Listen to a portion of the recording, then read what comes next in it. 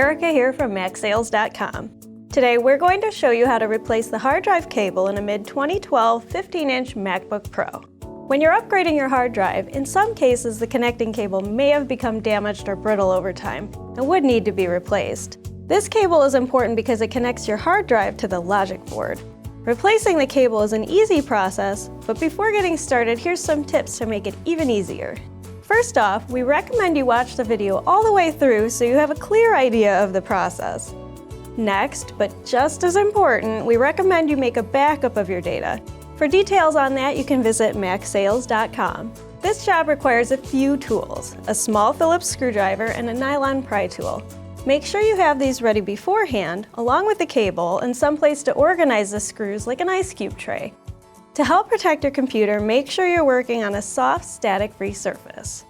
And if you can, it's a great idea to watch the video on another device so you can follow along with the video step by step. Once you're all set, we're ready to follow along with our MacSales.com experts. After shutting down, unplugging, and closing your MacBook Pro, we'll need to remove the 10 Phillips screws holding on the bottom cover. Start with the 3 screws in the upper right, which are longer than the others.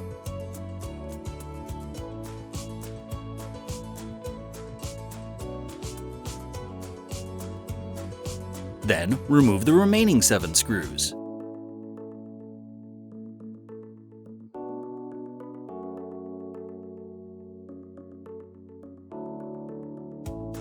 You can now remove the bottom cover and set it aside.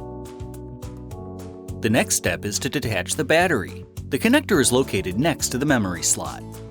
Simply lift up on the connector until it comes free of the socket. Now that the battery is disconnected, we'll need to remove the hard drive. Loosen the 2 Phillips screws holding the retaining bar in place.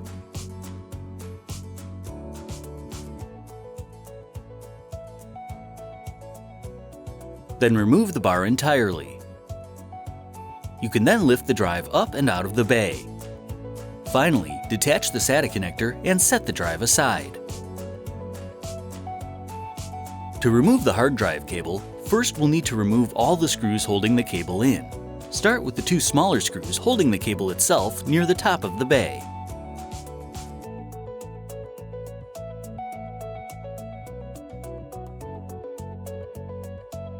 Then remove the 2 small screws holding the front assembly in.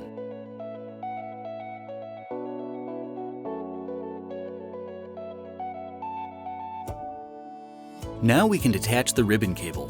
The cable runs across the top of the speaker assembly, along the bottom of the drive bay, and also has a component that attaches to the assembly we just removed the screws for.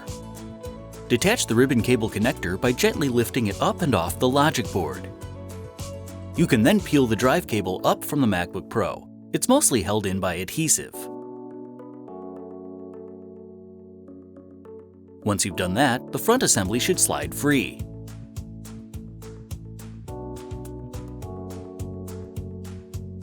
We'll need to remove the circuit board from the drive mounting bracket. First though, we need to detach the ribbon cable that connects the board to the indicator light. To do this, lift up on the ZIF connector's latch to open the connector. Then, simply slide the cable out of its socket. Using your nylon tool, gently but firmly push against the back of the board until the adhesive comes loose. You can now set the cable aside. Take your new cable and peel the backing away from the adhesive on the circuit board. Then, line the board up in the same position the old one was in and press it into place.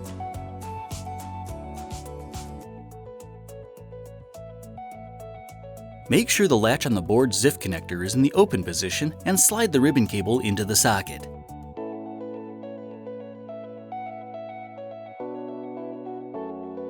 You can then close the latch and lock it in place. We'll need to bend the cable so that it'll lay properly in the drive bay. Set the cable on your work surface with the bottom side facing you.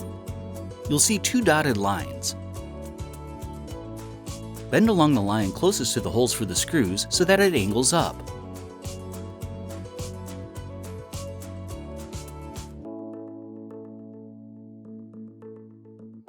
Then, bend the other direction on the second line so that it makes a nice S.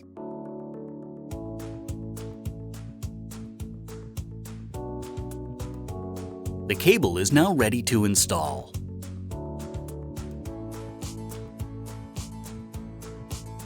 Peel the paper backing off the bottom of the narrow cable to expose the adhesive. Being careful not to prematurely stick the cable to the bottom of the drive bay, slide the front assembly into place and secure it with the 2 Phillips screws.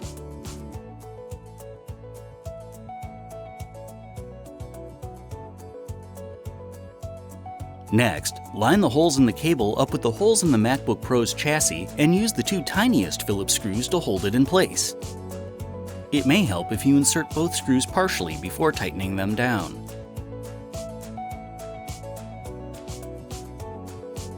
Next, make sure the cables sit flush against the wall of the drive bay and press down on the narrow cable so that it adheres in place. Finally, make sure the cable sits nicely in its channel and reconnect it to the logic board by lining the 2 connectors up and pushing them together. You can now attach your hard drive by sliding the SATA connector into place, then setting the drive into the bay so that it lays flat.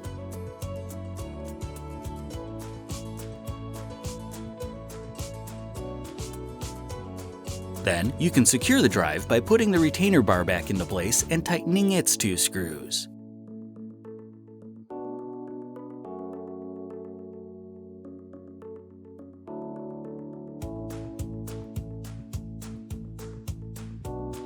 You can now line up the battery connector with its socket and push it back into place.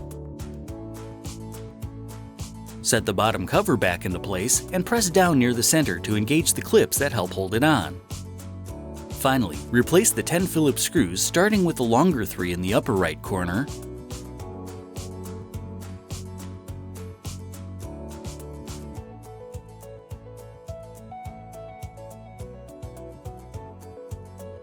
followed by the remaining 7 screws.